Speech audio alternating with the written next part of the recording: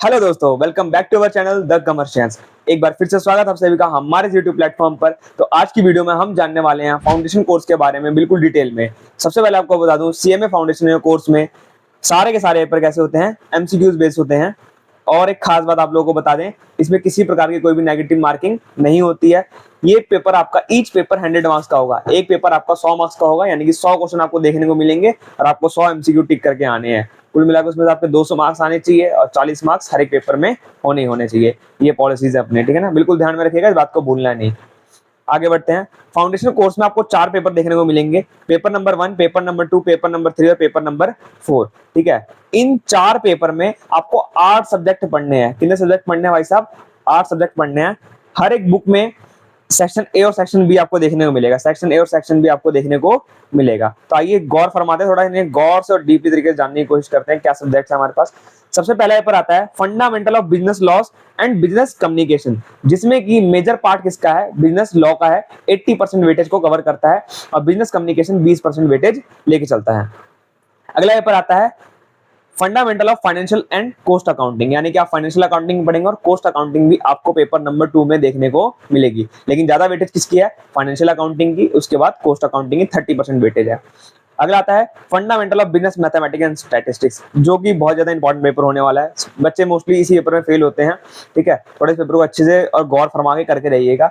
इसमें section A है fundamental of business mathematics का, जो कि 40% कवर करता है, और फंडामेंटल ऑफ बिजनेस स्टैटिस्टिक्स 60% को कवर करता है। यानी कि आपको थोड़ा इस पे ज्यादा गौर देने की जरूरत है।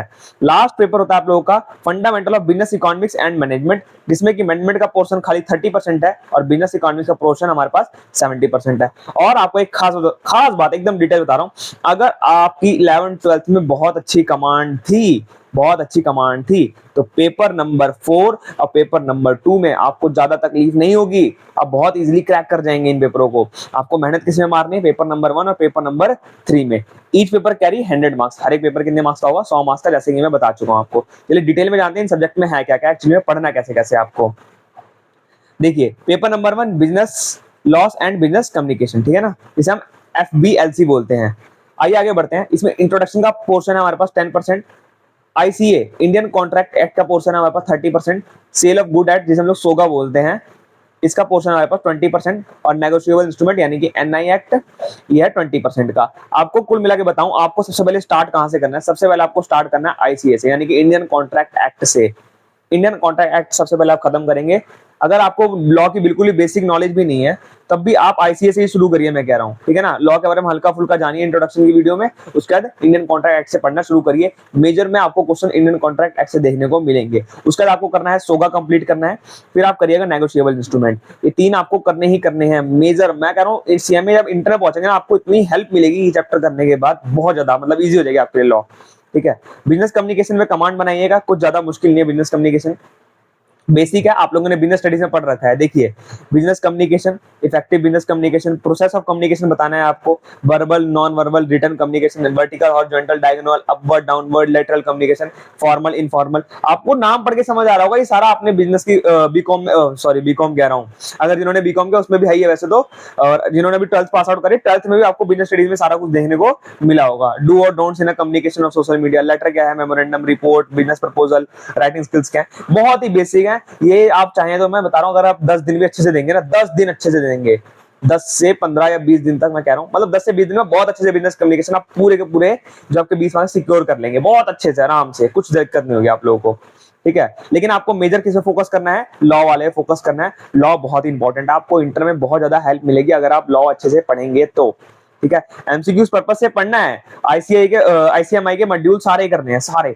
मैं कह रहा हूं, अगर आपको सीएमए फाउंडेशन में पास होना है आईसीएमआई के मॉड्यूल में, इस मॉड्यूल में जितने भी क्वेश्चन आपको मिलेंगे हर चैप्टर के, सारे क्वेश्चन करने हैं, कोई क्वेश्चन नहीं छोड़ना, मैं आपको गारंटी देता हूं पास हो जाएंगे। चलिए अगले सब्जेक्ट पर पढ़ते हैं। अगला है fundamental of financial and cost accounting. देखिए, फाइनेंशियल अकाउंटिंग का वेटेज यहाँ पे 70%, तो ऑब्वियस सी बात है, पहले आपको यही उठाना है। फंडामेंटल उठाइए, 30 मार्क्स का है। अगर आप ध्यान से देखें ना, मैं आपको वो पढ़वाता हूँ थोड़ा ना, सब्जेक्ट क्या क्या चैप्टर आने हैं। आप देखिए, अकाउंटिंग प्रिंसिपल, कॉन्सेप्ट, कन्वेंशंस, ठीक है। फ्रेमवर्क ऑफ अकाउंटिंग में गैप वगैरह आप सीखेंगे, ठीक है। इंस्टीट्यूशनल वगैरह के बारे में जानेंगे अपने।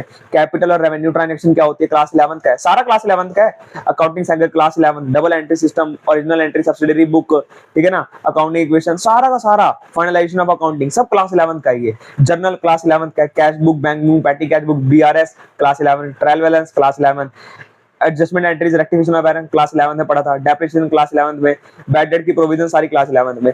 जो पहला आपका है मॉड्यूल नंबर 1, पूरा का पूरा क्लास 11 है, पूरा का पूरा क्लास 11। दिक्कत आपको कहां, देखिए अगर आपने बेसिक कमांड अच्छी है और इसको एक बार रिवाइज करेंगे, 30 मार्क्स आपके यहाँ पक्के हो गए कि नहीं हो गए, आराम से हो गए, ठीक है। अगला देखिए स्पेशल ट्रांजैक्शन, आपको करना क्या है, BOE, bill of exchange, class 11 में सीखा है। बस आपको यहाँ पढ़ना है कंसाइनमेंट और जॉइंट वेंचर, अच्छे से ध्यान लगा के पढ़ना है। और सर ना जॉइंट वेंचर बहुत ही आसान है, कंसाइनमेंट भी आसान है, लेकिन आपको थोड़ा सा इस पे कॉन्सेप्ट को समझने पे ध्यान देना पड़ेगा।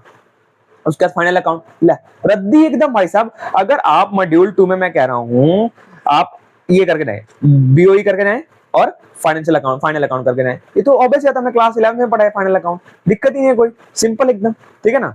सेक्शन बी में आएंगे कॉस्ट अकाउंटिंग, वही कॉस्ट अकाउंटिंग आ रहा है सेक्शन बी में। कॉस्ट अकाउंटिंग के फंडामेंटल्स हैं, थोड़ी बहुत बातें हैं, क्या क्या है कॉस्ट अकाउंटिंग और बिजनेस डिसीजन क्या है, कॉस्ट सेंटर क्या है, कॉस्ट यूनिट ड्राइवर क्या होते हैं, बहुत सिंपल है, कुछ भी नहीं है यार, बहुत बेसिक बेसिक बात है, ठीक है। आप इसे आराम से कवर कर लेंगे। आप मेजर फोर्स, बस आपको फोकस ही करना है फाइनेंशियल अकाउंटिंग पर, ठीक है ना। 15-25 मार्क्स आप आराम से क्लियर कर देंगे, कोई दिक्कत वाली बात नहीं है। आगे बढ़ते हैं।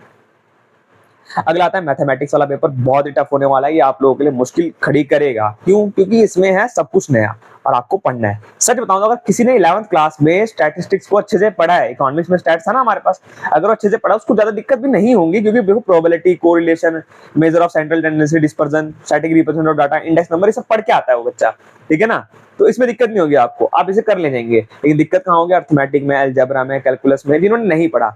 और मैं आपको सही से बताऊं एक बात, अगर आपको मैथ्स में अच्छे स्कोर करना है, सीए भक्त नाम से आपको चैनल दीजिएगा।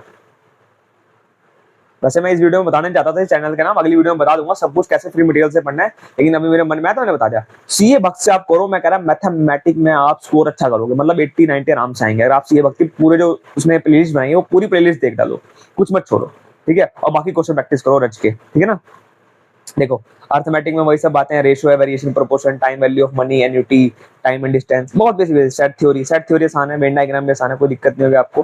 क्वाड्रेटिक इक्वेशन आपने पढ़ाई है पहले भी, परम्यूटेशन, कॉम्बिनेशन, इंडाइसिस, लॉगरिथम, बस वही बेसिक बेसिक चीजें हैं। कैलकुलस करने में थोड़ा आपको दिक्कत हो सकती है, लेकिन कुछ वैसे बहुत टफ भी नहीं है, अगर आप करोगे तो हो जाएगा। कार्ल पियर्सन हम लोग पढ़ के आते हैं, रिग्रेशन एनालिसिस पढ़ता है, स्कैटर भी हम पढ़ के आते हैं, ठीक है ना। प्रोबेबिलिटी ऑब्वियस सी बात है, वही सिंपल, इंडेक्स नंबर वही सिंपल से, measure of standard deviation, mean, mode, median आपने करा, standard deviation, coefficient of covariation, Karl Pearson बोले वही सेम चीज आगे फिर से, रिप्रेजेंटेशन डाटा, ठीक है ना। ये आपके लिए थोड़ा नया हो सकता है, बस यही सब चीजें करनी है आपको, ज्यादा कुछ बहुत टफ नहीं है, बेसिक है सब कुछ। लास्ट पेपर आप लोगों का पेपर नंबर 4, जिसमें आप लोग देखेंगे बिजनेस इकोनॉमिक्स और मैनेजमेंट के बारे में।